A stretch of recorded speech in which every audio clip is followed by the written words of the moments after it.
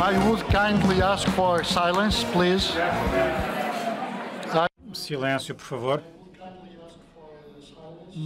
Peço que estejam em silêncio. Agora vamos começar a nossa sessão. Por isso peço-vos que tomem os vossos lugares. Vamos começar então a nossa sessão dedicada à Rússia e ao Ocidente. Mais uma vez, peço àqueles participantes que ainda estão a entrar, por favor, estejam em silêncio. Muito obrigado. Vamos então dar início a esta sessão muito importante sobre a Rússia e o Ocidente.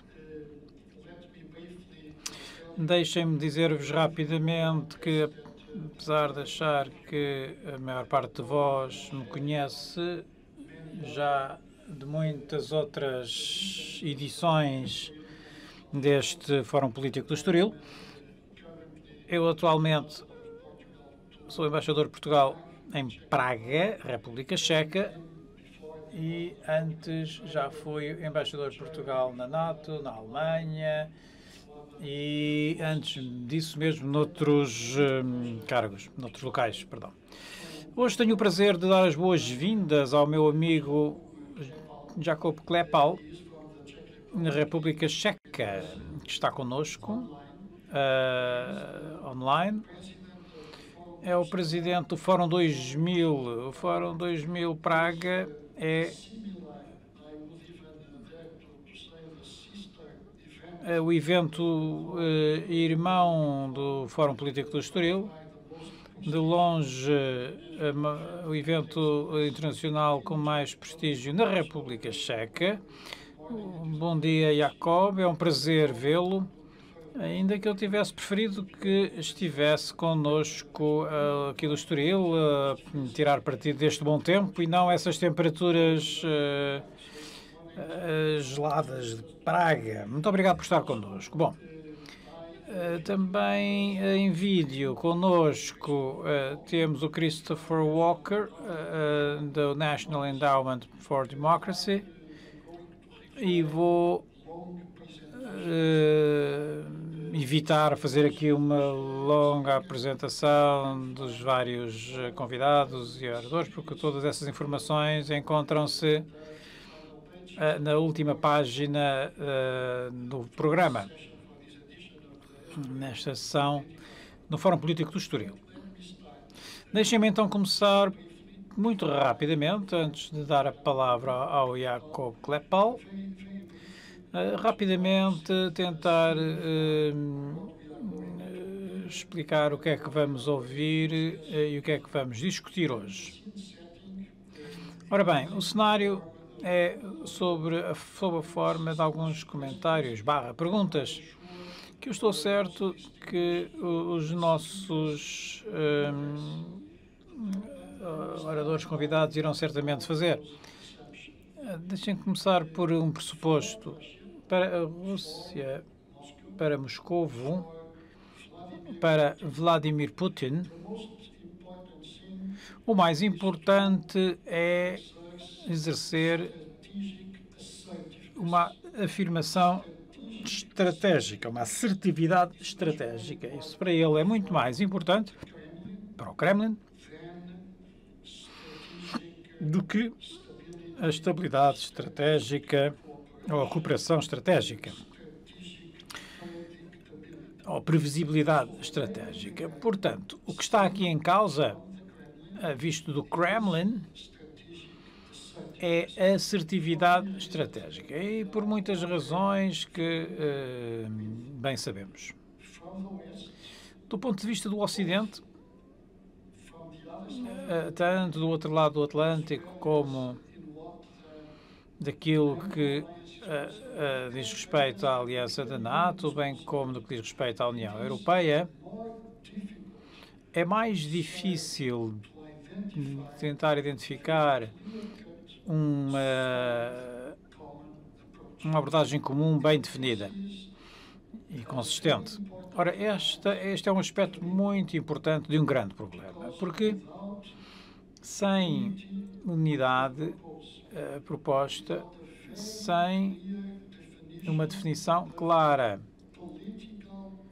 da vontade política de uma forma unida, que realmente abranja os aspectos, os interesses geoestratégicos mais importantes, que são comuns a ambos os lados do Atlântico Norte, seria terrível conseguir enfrentar uma assertividade estratégica. Ora, é também muito importante incluir neste conjunto, neste cenário já de si tão complexo, é muito importante também incluir diferenças de percepção.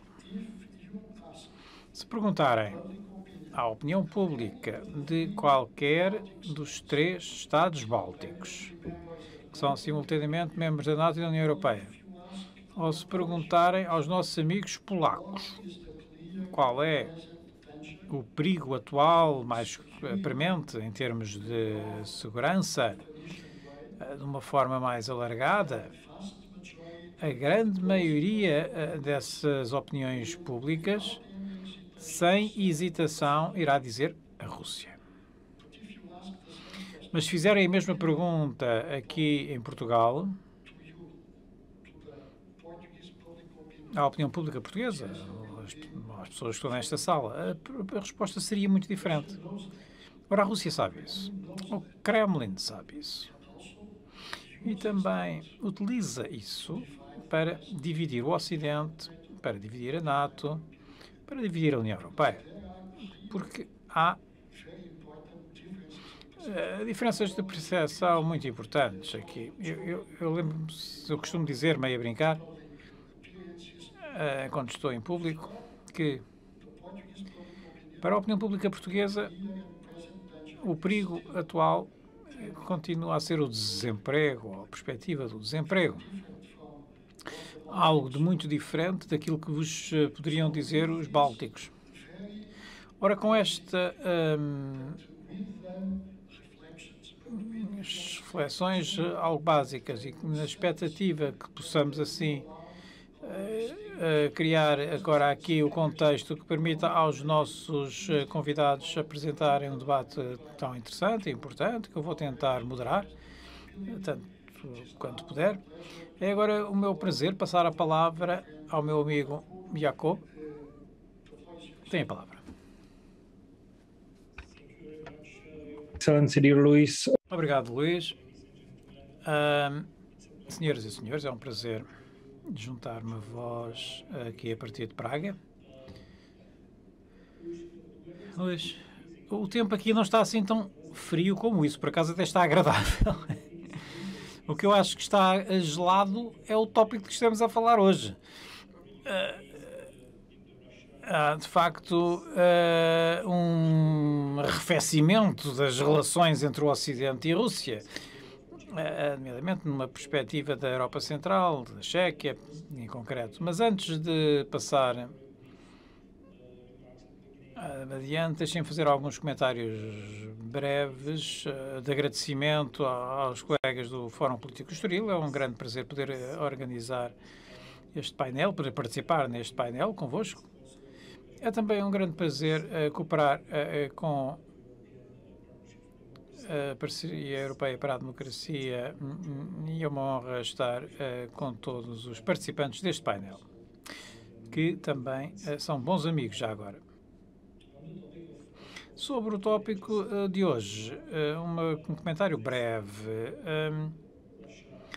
Como disse, a Rússia, e na linha do que já foi dito no início pelo Luís, a Rússia, apesar de ser uma potência em declínio, eu diria, e também termos com a Rússia e com outros parceiros na área internacional desafios que temos que enfrentar juntos, temos que colaborar. Mas a Rússia escolheu o caminho do confronto. Recentemente e no longo prazo, essa tal assertividade estratégica. Na perspectiva da República Checa, o exemplo mais recente disso foi o caso da explosão do depósito de munições em Garbetsky. A explosão decorreu em 2014, na verdade, mas esta primavera é que foram divulgados os detalhes do que aconteceu. E foi esta revelação dos segredos sobre que os serviços secretos russos tinham sido diretamente responsáveis pela explosão. Um ataque terrorista sem precedentes num país soberano e que causou duas mortes. Portanto, uma agressão grave contra um país membro da União Europeia e da NATO. E a revelação, esta revelação levou a uma escalada do conflito entre Praga e Moscovo, que essencialmente levou a um congelamento das relações. Não é que elas estivessem boas antes, mas agora estão de facto congeladas. E penso que isto é mau. Podemos ver, em certa medida, algo semelhante a passar-se com a NATO, com as tensões e os conflitos nas relações entre Moscou e a NATO. Portanto, eu penso que temos que levar isto a sério e vê-se claramente que temos que nos manter unidos e firmes contra a Rússia, como aliás já tem havido a ser destacado nos vários interesses dos vários países da comunidade transatlântica. E que temos que encontrar uma forma de enfrentar a Rússia em conjunto e como fazermos de uma forma que inclua também, não apenas a parceria euro-americana ou euro-atlântica, mas considerar também outros membros da comunidade democrática mundial, porque vemos a Rússia a trabalhar não só nesta área, mas também na América Latina, na África, etc. A natureza desta cooperação, a estrutura desta cooperação, o formato ainda não está muito claro, não só no que diz respeito à Rússia, mas também em relação à China, e a ameaça que a comunidade democrática enfrenta, e estas discussões sobre como é que esta cooperação deveria ser, foi tida no Fórum 2030, que teve lugar em Praga a semana passada, e que o Luís já referiu aqui no início. Portanto, eu queria apenas de apelar a todos que considerem que este é um desafio sério e que temos de discutir esta cooperação não só sobre a Rússia, mas também em muitas outras questões que são relevantes para nós. Mais uma vez, muito obrigado por esta oportunidade e agora estou ao vosso dispor para a discussão.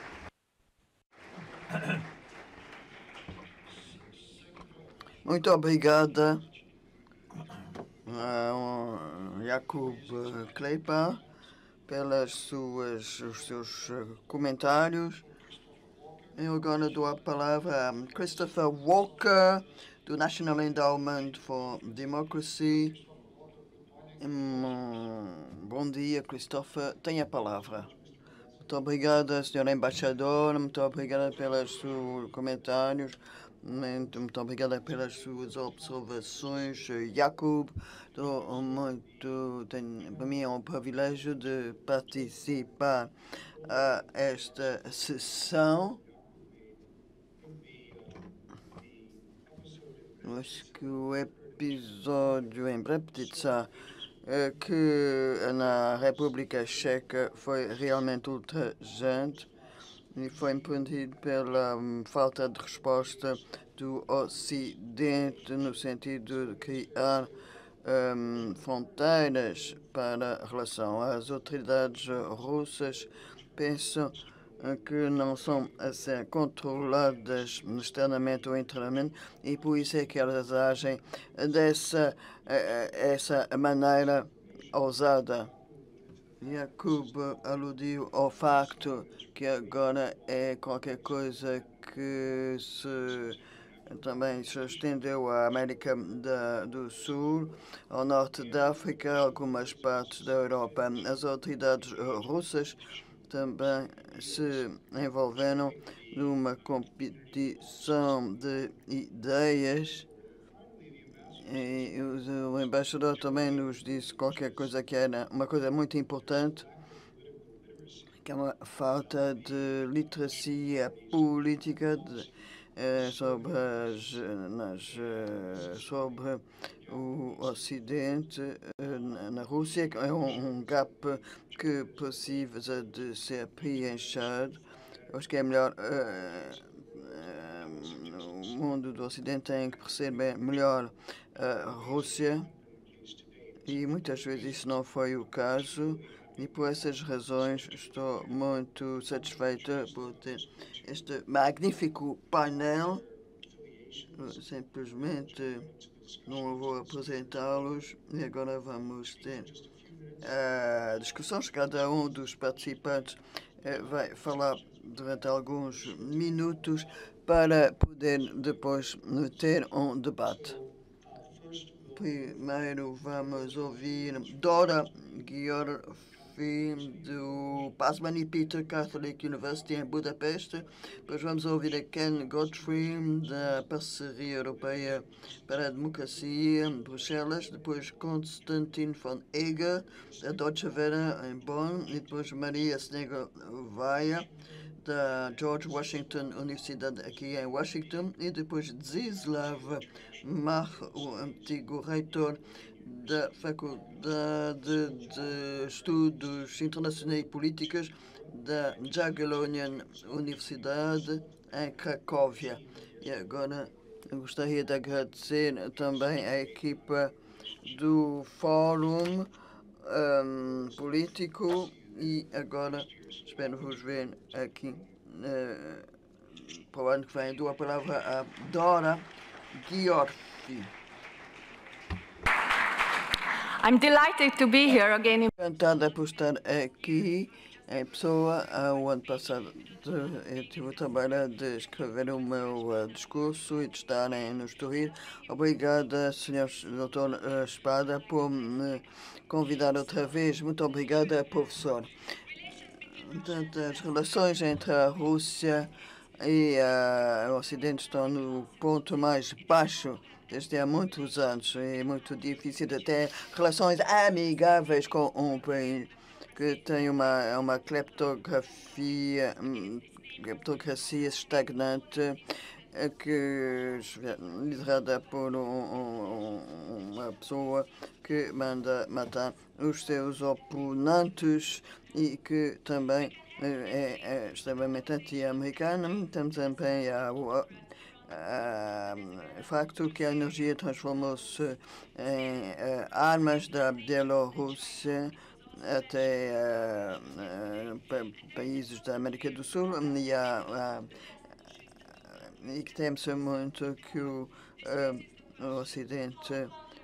Como é que se pode combater as ameaças da Rússia sem que ela se aproxime cada vez mais da China?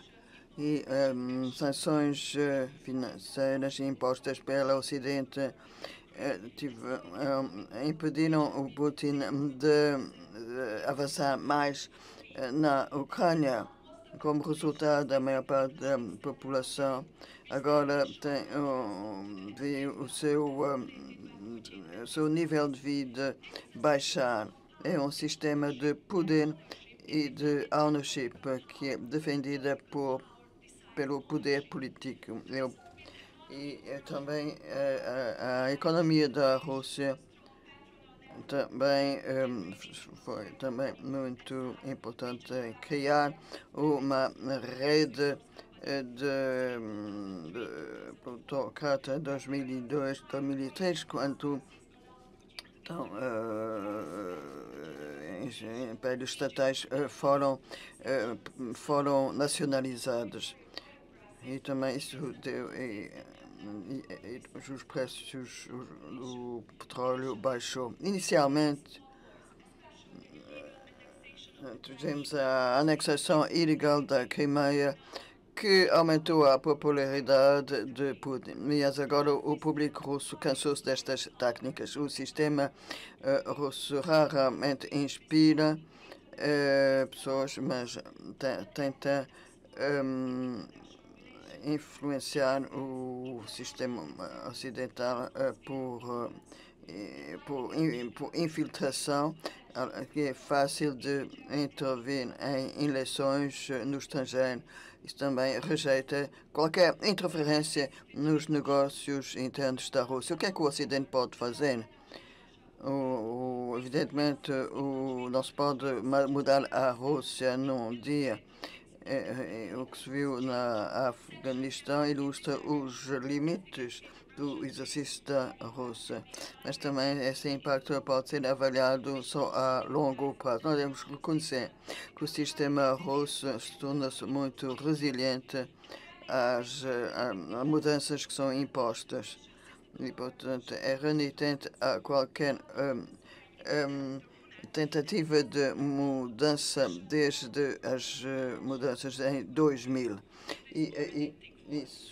Mas o appeasement é a segunda opção, o que implicaria a continuação da Rússia e o interesse de Putin em respeitar o seu sistema autorizatório. Houve várias tentativas nesse sentido.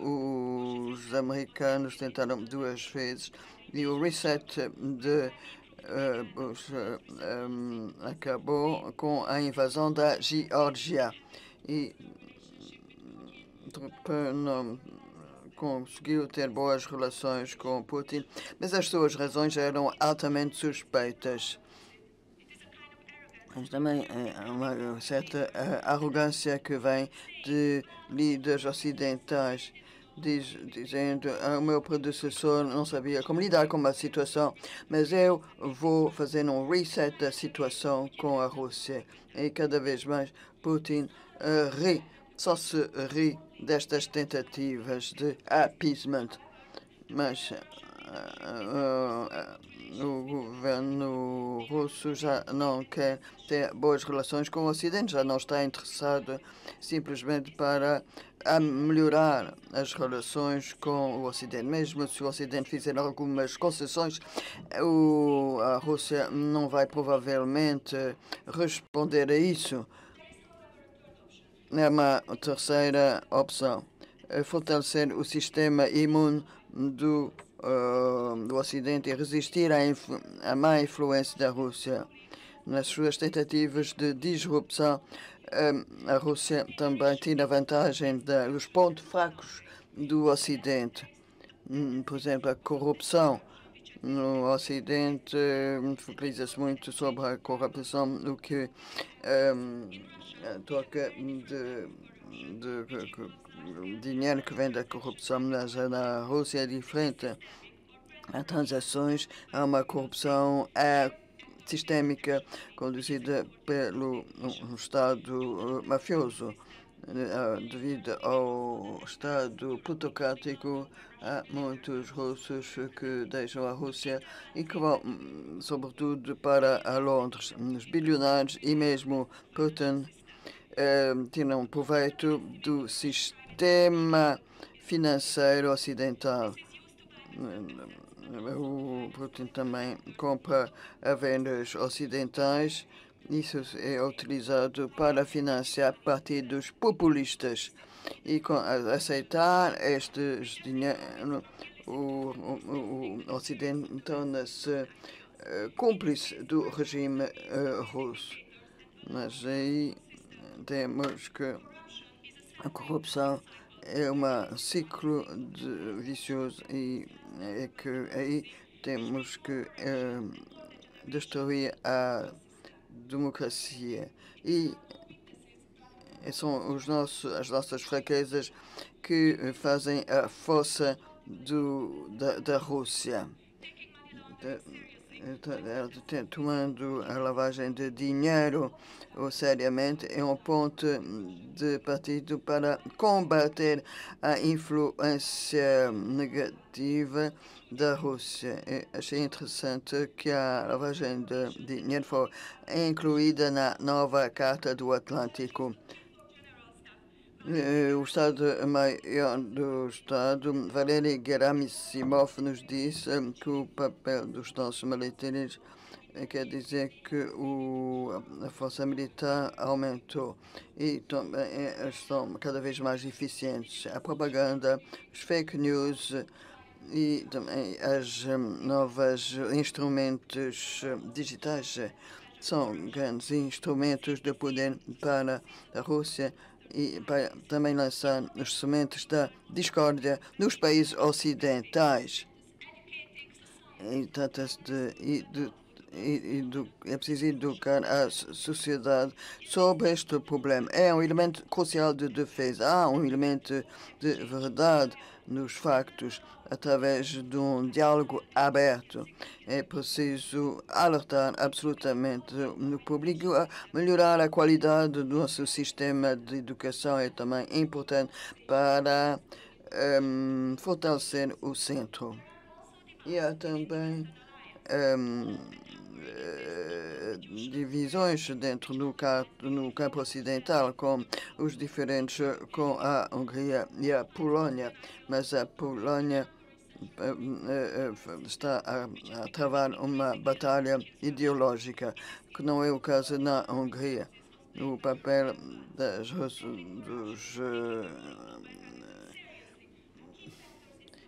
é preciso absolutamente para com que haja tantas divisões no Ocidente, que torna mais difícil contra a Rússia e a China. Há duas maneiras que tem o Ocidente de distanciar estes dois países. O Ocidente não tem o poder de mudar a China. Tem tentado fazê-lo desde os anos 90, mas em vez de transformar este país num Estado mais democrático, a China tornou-se um rival. E o Ocidente tem sido influenciado pelas vozes do pragmatismo e tolera um regime autoritário que é mau para as duas partes. Mas a longo prazo a China é que sai vencedora. Utiliza métodos similares à Rússia, a corrupção, a nova iniciativa das novas rotas da seda, a proliferação de institutos confúcios no mundo inteiro, a corrupção e também é preciso melhorar o sistema imunitário do Ocidente para combater estes duas potências hostis. Muito obrigada. Thank you so much. Muito obrigada, Dora. Eu acho que o que disse sobre a corrupção estratégica é um terrível aspecto do que nos descreveu. Agora dou a palavra a Ken Godfrey. Queria simplesmente vos pedir disciplinados em termos de tempo de palavra. Não vamos ter de tempo no fim da sessão para um debate. Acho que há muitas questões que vão surgir sobre as apresentações dos panelistas. Agora dou a palavra a Ken Godfrey. Muito obrigada, Sr. Embaixador. Muito obrigada, Chris, pela sua introdução. Vou tentar ser muito breve e conciso. Gostaria de agradecer aos organizadores me terem convidado aqui. e por ter organizado este painel. Lamento não poder estar aqui fisicamente, também lamentei não poder estar em Praga. No que respeita ao freezing, o gelo, a grande questão são os preços do gás. E este problema vai ser debatido em Bruxelas e também se vai falar da Rússia. Sabemos que mais de 70% do gás na Europa, consumido na Europa, vem da Rússia e a Federação Russa utiliza os preços do gás para exercer pressão sobre os países da União Europeia. Estamos de acordo com isso. A AIE disse que a Rússia poderia aumentar o preço do gás. Hoje, o alto representante da União Europeia, Josep Borrell, disse que esta crise tinha raízes políticas. A Rússia tenta exercer uma pressão sobre os países, poderia impulsionar os países europeus a depender menos das importações de gás e isso é devido à natureza do regime russo. Temos que ver também como estão as coisas a nível interno. Agora, vamos ver. Bruxelas é a minha área em que estou especializado. Mas, primeiro, a Rússia houve eleições em setembro. O que eu posso dizer? E há preocupações a nível interno, a parte da elite russa sobre a capacidade do sistema. E agora, muita repressão dos ativistas, dos opositores ao regime, os que tentam obter mais transparência. Também a Rússia exerceu uma pressão negativa sobre as organizações internacionais.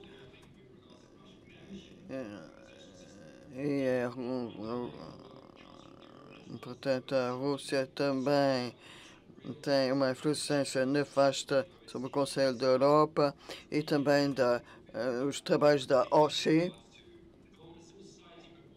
também evitar conflitos na região. Agora, em relação à área, a volta da União Europeia há também muita tensão nos Balcãs Orientais, a Europa Oriental, no Sahel, há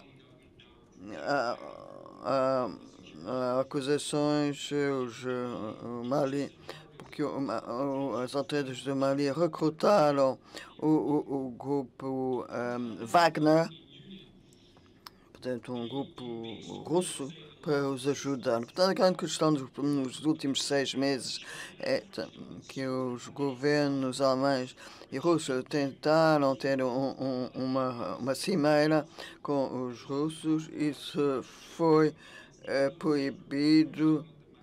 O governo francês deveria ter mais diálogo estratégico com os russos. Para os alemães ainda é cedo para dizer, eles acabaram de ter eleições, mas não há uma coligação que não vai incluir o SPD ou a CSU e não vai aí haver uma grande mudança na política estrangeira alemã no que respeita à Rússia. Sempre uma priorização das relações bilaterais Alemanha-Rússia. Os verdes podem ter uma influência, mas que não será predominante. Eu queria concluir observando o que se passa a nível interno. Nas regulações na esfera digital e a dificuldades que a Aliança Atlântica tem trabalhando nessa esfera digital. Isso foi claro em Pittsburgh, no Conselho sobre Comércio e Tecnologia. Isso é uma questão muito importante e um problema premente. E há também o desejo do governo russo a apontar os double standards da maneira como o Ocidente responde e atua. Ontem, o governo polaco também utilizou a acusação de double standard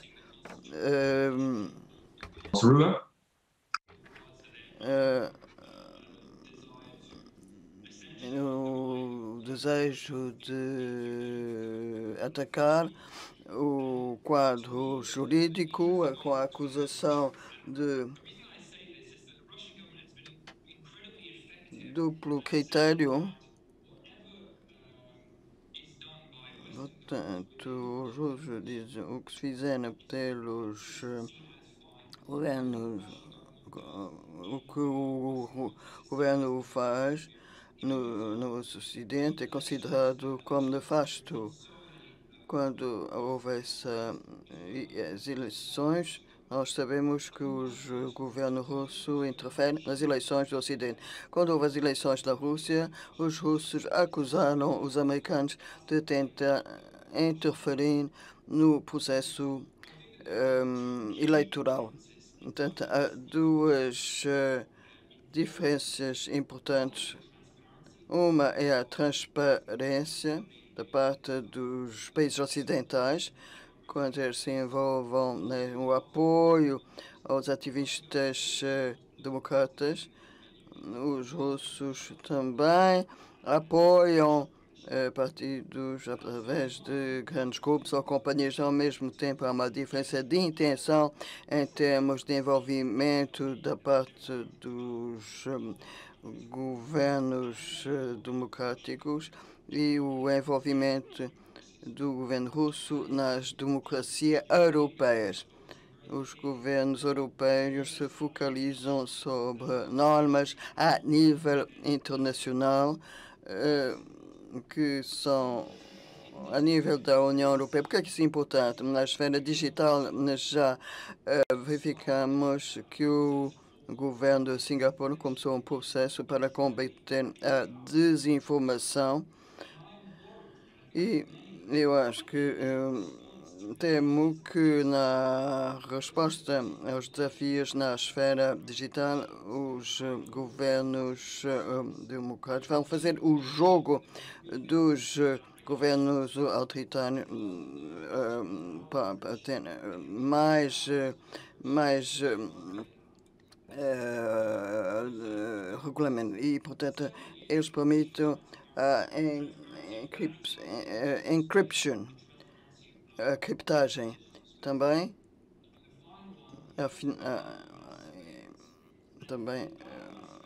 portanto, a monitorização em massa. Isso é muito importante aqui e na América do Sul. Estou a dizer isso, poderia ser uma coisa que não está hoje em dia nos radares, mas há muito movimento na esfera digital em termos de regulamentações. E é preciso tentar combater os desafios na esfera digital, mas não fazer o jogo dos autocratas, dando muito poder aos governos. Muito obrigada pela vossa atenção. Eu espero ouvir a opinião dos outros no painel. So, thank you very much, Ken, for those remarks. Muito obrigado pelas suas palavras. Penso que a sua observação sobre como as sociedades abertas podem lidar com estas formas modernas no autoritarismo são importantes. Ainda não é certo como é que poderemos fazer a distinção entre as abordagens destes governos autoritários nessas áreas comparativamente às sociedades abertas. Portanto, vou agora dar a palavra ao Konstantin von Egert e depois a Maria. Obrigado, Chris. Boa tarde a todos. Duas coisas antes de começar. Apesar daquilo que o meu nome possa parecer indicar, eu nasci em Moscovo, sou russo, numa família de uma mistura de sueco, estónio-russo. Por outro lado, apesar de contribuir para o Deutsche Welle e escrever acerca da política russa, eu não falo aqui em nome do Deutsche Welle. Sou um membro, sou um colaborador, não um funcionário do Deutsche Welle. Bom, posto isto, usando a frase de Woodrow Wilson, não tenho nada mais a acrescentar depois do que disse os meus distintos colegas. Enfim, apetecia-me dizer isso, mas não posso, e portanto vou tentar fazer uma intervenção. Voltando àquilo que o Luís Champagne disse no início, uma das formas de Moscovo e o regime de Putin olharem para Varsóvia, Riga, Vilnius ou Praga é completamente diferente da forma como vocês aqui em Portugal olham para essas capitais. Um incidente recente na Câmara de Lisboa, em que foram dados nomes de manifestantes anti-Putin às embaixadas russa e chinesa, é um exemplo claro desta diferença. A Rússia parece ser, para usar as palavras de Chamberlain agora, num contexto orwelliano faz todo o sentido, a Rússia parece ser para muitos, e nomeadamente na Europa do Sul, um país muito distante que não nos preocupa por aí além, ou então, mais ainda do que isso, será um país que até pode ser útil. Na linha do que disse a Dora e outros participantes, eu queria aqui destacar alguns aspectos da natureza do atual governo russo que eu penso que devemos contextualizar. Em primeiro lugar, nós estamos a lidar com um regime que essencialmente é liderado por um presidente eterno para a vida. E é um regime bastante... as últimas eleições que ele fez, bastante adulteradas, permitiu que ele fosse eleito durante mais 2 mandatos de 6 anos, após o atual mandato terminar em 2024. Ora, isto significa que vamos ter Putin quando ele até aos seus 84 anos, em 2026. Significa isto que, apesar da transição não estar ainda assegurada, há muito espaço, há mais espaço para o Kremlin fazer aquilo que faz melhor. Isto é muito importante e esta é a minha questão número 2. Por vezes, as políticas russas, as políticas do Kremlin, se quiserem, são descritas em termos meramente geopolíticos, com referência à recriação da glória da União Soviética. Não, se Putin não quer recriar a União Soviética, o que é importante é esta questão da divisão, essa assertividade estratégica a que fez referência o embaixador Sampaio. Ora, esta é uma faca de 2 gumes. Por um lado, é vista pelo Kremlin como uma questão de segurança para o regime a nível interno, porque essencialmente isto é um regime de sobreviventes, é um regime que está preocupado com a sua preservação. E uma das formas de o preservar e vê-se nesta repressão doméstica crescente, como se assistiu recentemente com a detenção de Alexei Navalny, outro nome a ter aqui presente, e a retaliação contra a sociedade civil nos meios de comunicação social. Mas é também importante para o Kremlin aumentar a instabilidade e dividir o Ocidente. Porque assim, um Ocidente fraco não poderá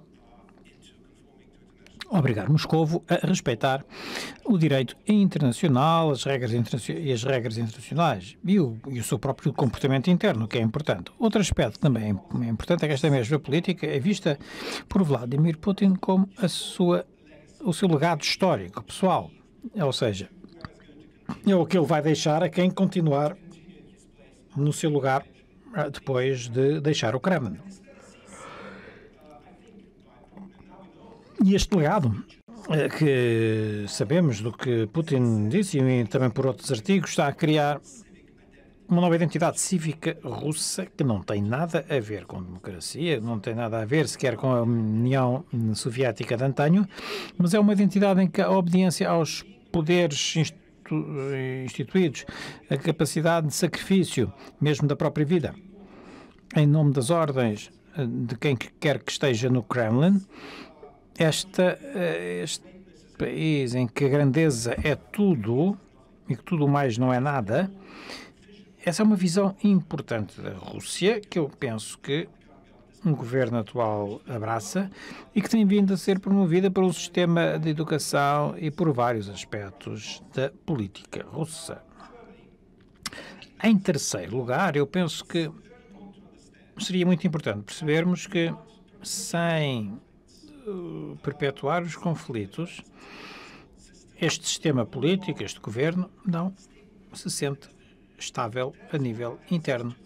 E é por isso que desde 2014, com o início do conflito russo-ucraniano, o objetivo da propaganda do governo e de todas as ações políticas conduzidas pelo Kremlin foi assegurar que a Rússia existe nesta mentalidade de cerco, em que os que estão dentro são os russos e o nome do comandante, já sabemos, é Vladimir, e basicamente todos têm que seguir as ordens do comandante porque a Rússia está cercada por este Ocidente pérfido e agressivo. Ora, isto é algo que costumava ser bem aceito pela população russa por uma razão simples. Os russos não viajam muito. As pessoas que vocês veem aqui pertencem a uma minoria de talvez 20, 25% da população, enfim, talvez máximo 30%, que têm passaporte.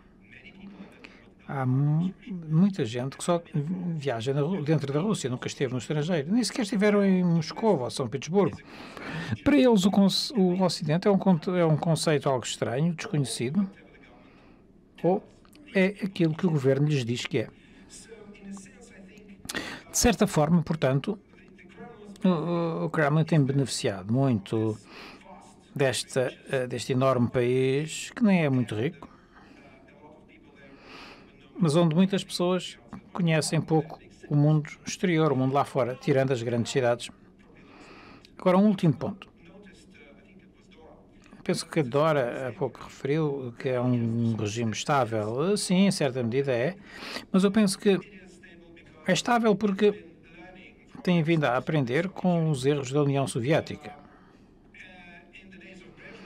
Nos dias de Brezhnev, de que ainda me recordo bem, havia duas coisas que incomodavam as pessoas. As prateleiras vazias nas lojas, faltava tudo, e o facto da sociedade ser completamente fechada.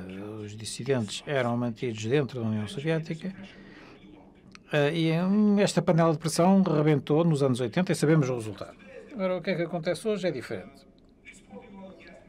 Exportar petróleo e gás significa que o Kremlin poderá manter a economia a funcionar e, portanto, as lojas continuam com as prateleiras cheias. Claro que depende depois do salário que cada um tem, mas pelo menos as prateleiras têm lá coisas e não têm que ficar a fazer fila para comprar massa. E outra coisa importante é que o Kremlin encoraja a imigração de quem queira sair. Quer emigrar, tem todo o mundo à sua espera. E depois podem estar em Santiago do Chile, em Lisboa, em Sydney, escrever blogs acerca do Putin ser um ditador e eles estão-se nas tintas. Portanto, isto significa que uma parte significativa da sociedade ativa em termos políticos e económicos está a sair da Rússia. Uma última questão. Eu continuo a achar que há coisas que são desvantagens para o governo atual na Rússia. E era importante termos nota disso. Em primeiro lugar, a Rússia ainda não assistiu a um crescimento económico desde a crise de 2008. Não há sistema político que uma queda nos níveis, nos padrões de vida, não tenha levado a alterações políticas. Isso é um ponto 1. Segundo ponto, as políticas arriscadas e, se quiserem, a guerra não propriamente fria com a Ucrânia pode levar a erros estratégicos por parte do Kremlin que talvez causem alguns choques internos e externos ao sistema. E em terceiro lugar, e este é mesmo o meu último ponto, há um inimigo que os líderes atuais enfrentam, é o tempo. Estas pessoas já estão à frente do país já há mais de 20 anos e tencionam ficar. Ora, o ser humano quer diversidade, quer mudança. Quando veem os mesmos rostos a envelhecerem na televisão, a dizerem as mesmas coisas que já diziam há 10 ou 15 anos, isso causa uma reflexão. Vamos ter uma geração que cresceu e talvez tenha agora começado a constituir família sob o mesmo líder, Vladimir Putin. Eu penso que isto é algo que tem que ser tido em conta, porque isto leva a ressentimento gradualmente e faz com que a situação se torne imprevisível. E já que estamos numa universidade católica, é um pouco como estar à espera da segunda vinda do Messias. Temos que estar atentos constantemente. Muito obrigado.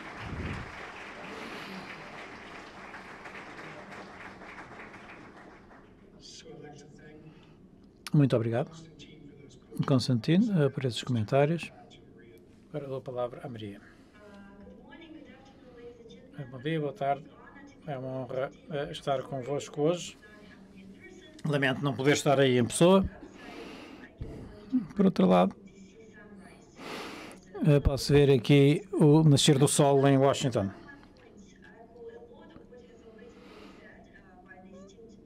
Aquilo que foi dado pelos vários painéis, a questão sobre o que é que muda na Rússia e porque é que devemos ter cuidado, estar atentos sobre o que pode ser feito, os desenvolvimentos que foram já destacados. Ainda recentemente, como terão ouvido, a relação entre a Rússia e o Ocidente está cada vez pior. Ainda, nomeadamente, a missão diplomática da Rússia à NATO foi cancelada. Portanto, há alguns desenvolvimentos significativos que apontam para um agravamento desta relação.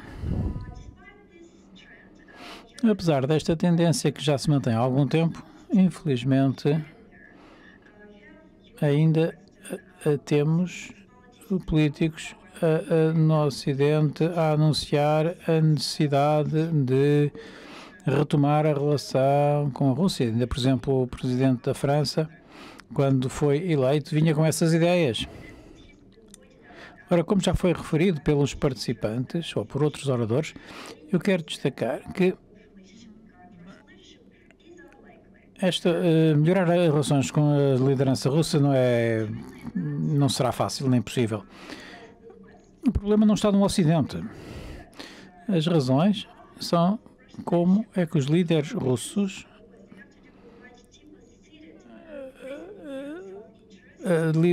são muito mais preocupados com os seus próprios interesses e com os interesses da elite russa. Ora, isto não é novidade nenhuma. A Rússia é liderada por líderes que já não são jovens, que foram formados na altura da União Soviética, e nomeadamente pelo KGB, e com aquelas ideais que o Ocidente queria derrubar a Rússia. Quando falamos do Ocidente e também em relação aos Estados Unidos, a União Europeia também é vista como estando na mesma aliança transatlântica, envolvida na mesma conspiração para perturbar a Rússia.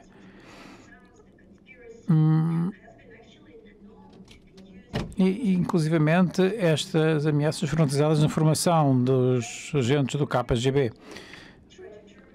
E quando tentamos perceber algumas das coisas que o presidente russo diz,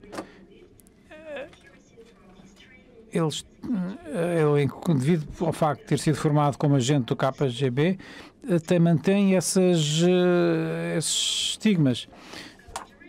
Para além disso, e toda essa atitude em relação ao Ocidente, também lembramos que Putin também esteve na administração de São Petersburgo, antes de ser presidente, manifesta por isso muitos sentimentos anti-ocidentais e, portanto, também aqui não há nada de novo, nem isto vai mudar nesta altura, agora que ele veio para ficar, como sublinhou o Konstantin. Outra questão, os líderes russos estão longe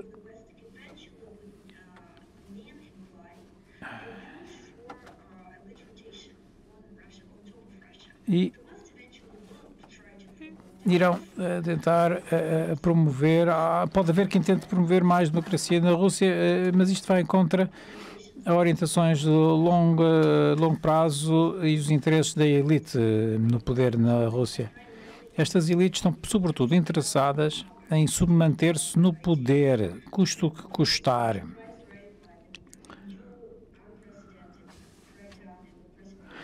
E as retaliações que têm sido feitas contra manifestantes na Rússia, a eliminação de todo o tipo de adversários políticos, é uma prova disso. E, além disso, o Ocidente é visto como um desafio fundamental para a elite russa e a sua capacidade de manter a mão no poder. E a mesma lógica justifica a parceria de longa duração com a China, porque a elite russa entende que a sua sobrevivência no poder está condicionada pela amizade com a China e ter o apoio das autoridades chinesas, que não querem saber dos direitos humanos, da democracia, do analfabetismo, etc. E, portanto, a conclusão a tirar daqui é que quebrar a relação entre a Rússia e a China no futuro próximo, tentando puxar a Rússia para uma parceria ocidental, é muitas vezes, dito por alguns políticos, mesmo nos Estados Unidos, como pouco provável que seja uma estratégia bem sucedida, porque as perspectivas são diferentes. Ou seja, isto leva-nos a concluir que, infelizmente, seja qual for o que façam os líderes do Ocidente, e como já foi dito também por outros membros do painel, os líderes do Kremlin não irão mudar a sua orientação de longa duração do Kremlin, irão estar mais orientados para o conflito com o Ocidente, ainda que este conflito possa não ser muito linear.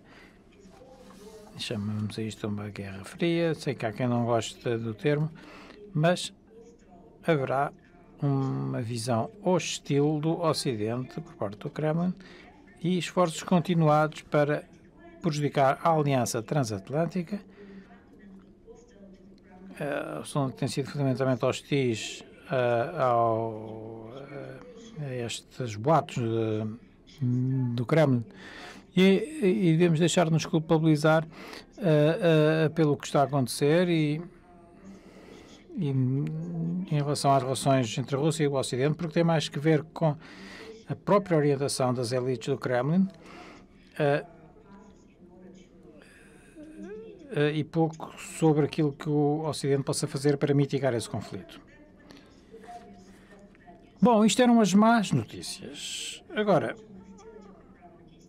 todo este conflito, o Kremlin contra o Ocidente, se mantiver durante o tempo em que Putin estiver em poder,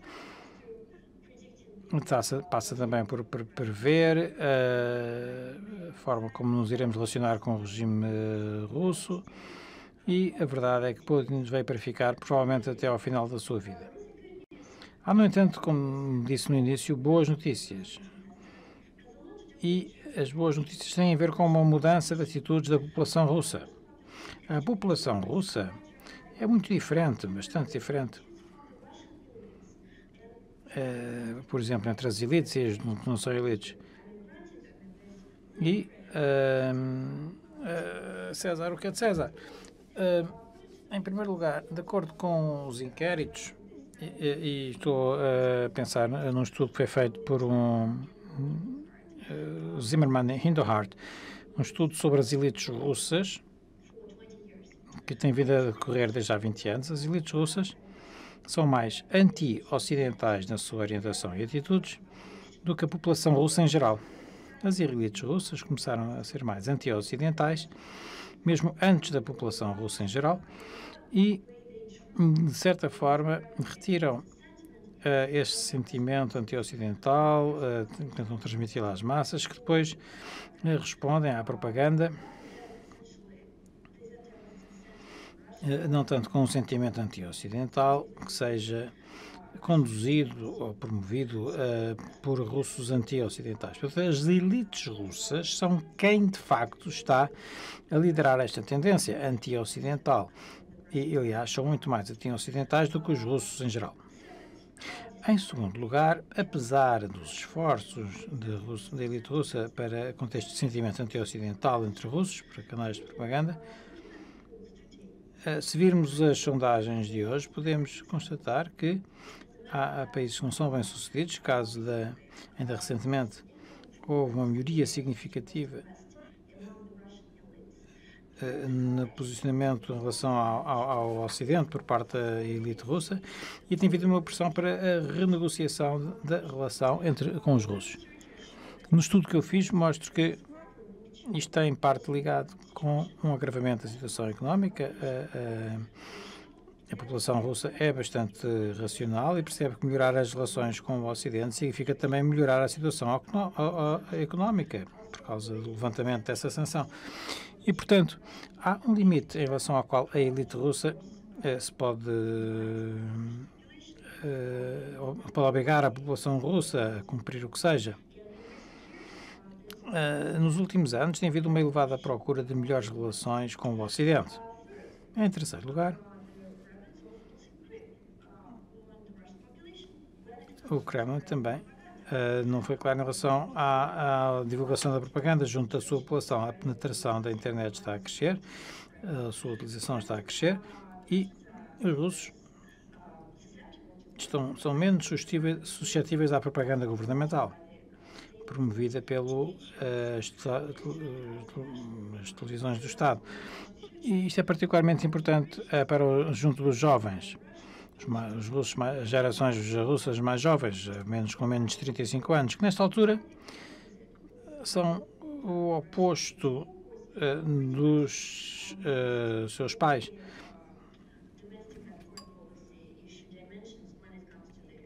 Que estavam mais preocupados com as questões do mundo ocidental, como, por exemplo, as minorias étnicas, minorias sexuais, a tolerância. O futuro da Rússia não é aquilo que a política externa tem vindo a dizer. E, portanto, será necessário tempo até conseguir realmente influenciar na Rússia de uma forma ou de outra. Ora, estes são os vários desenvolvimentos na sociedade russa que vão contra a política externa do Kremlin, e na próxima década penso que iremos assistir a estes choques tornarem-se mais acentuados em termos domésticos. Para nós, em termos das conclusões a retirar daqui, concluindo a minha apresentação, o que é que isto significa? Em primeiro lugar, tal como eu disse antes, o pedido, a necessidade de uma aproximação em termos de imagem, e também a percepção de que o Kremlin não está a conduzir o país na boa direção. Se virem as sondagens, à população, a maior parte dos respondentes considera que a situação não é famosa. Ora, é preciso ver em que medida é que isto contribui para a estagnação económica do país, e quanto mais tempo ficarem no poder, mais provavelmente será a tornar-se pouco eficientes. A União Europeia tem mostrado um notável empenho com isto e tentando manter estas sanções durante algum tempo. Contudo, há áreas significativas em que a situação ainda pode melhorar. Em primeiro lugar, as sanções individuais devem ser conjugadas com um congelamento de todos os ativos que podiam ir para o Ocidente. Maria, eu peço desculpa, mas vai ter mesmo de concluir. Nós temos que acabar à 1 da tarde. Ainda temos um orador. Obrigada. Vamos então ouvir agora, no final, Zadislav Mach. E tem sido um excelente debate. Eu depois também vou ter que sair. Tem a palavra. Muito obrigado, senhoras e senhores. Não é fácil ser o último orador antes do almoço, como sabem, mas ainda assim deram 3 minutos e eu vou tentar usá-los. É um prazer estar aqui mais uma vez. Felicito o professor João Carlos Espada e a sua equipa pelo seu trabalho e também esta atmosfera da pandemia e o espírito é sempre tão bom como antes. Algumas reflexões que eu gostaria aqui de deixar-vos. A perspectiva é um pouco diferente, porque enquanto sociólogo e europeísta, vou falar da relação entre a Rússia e a Europa e do ponto de vista não tanto da política, já se falou aqui muito da política, mas da identidade, percepção, imagens e o que daqui sair. Portanto, talvez seja adequado dizer à partida que a Rússia e a Europa precisam uma da outra em termos de reformação, de identidade, de quadro de referência. Há aqui aspectos importantes, pontos de referência. A Rússia utiliza a Europa para construir a sua identidade e a Europa também constrói a sua identidade coletiva e a sua necessidade de integração, como já aqui foi dito, tendo a Rússia como referência, como contraponto. Para a Rússia, é um Big Brother para os seus antigos países satélites na Europa de Leste. E para toda a Europa e também para alguns Estados europeus, nomeadamente Alemanha e França. Há muitos anos, durante a Guerra Fria, a Rússia foi uma superpotência. Ela perdeu a sua posição no mundo e, sobretudo, a sua dignidade e o seu orgulho, que era muito importante em relação ao que se passava internamente na Rússia. O Putin restaurou, devolveu a dignidade e o orgulho aos russos, e é uma das razões da sua popularidade. Ele é um concorrente muito potente. Ele quer dividir a Europa, quer fragilizar a Europa. Ele estabelece relações com países que ele respeita, como a Alemanha, e ao mesmo tempo ele tende a tratar os seus antigos satélites como semi-europeus de uma maneira coletiva. E como já vimos na Europa Central e na Europa Oriental, e o que se passa, em relação ao que se passa na Polónia, na Hungria, e o seu conflito da União Europeia, é exatamente o que Putin quer: dividir e enfraquecer a União Europeia. E, portanto, depois de qualquer manobras na Polónia que tem êxito, diz-se que Putin abre uma garrafa de champanhe porque se regozija com esta situação. Há uma fascinação mútua também entre os dois.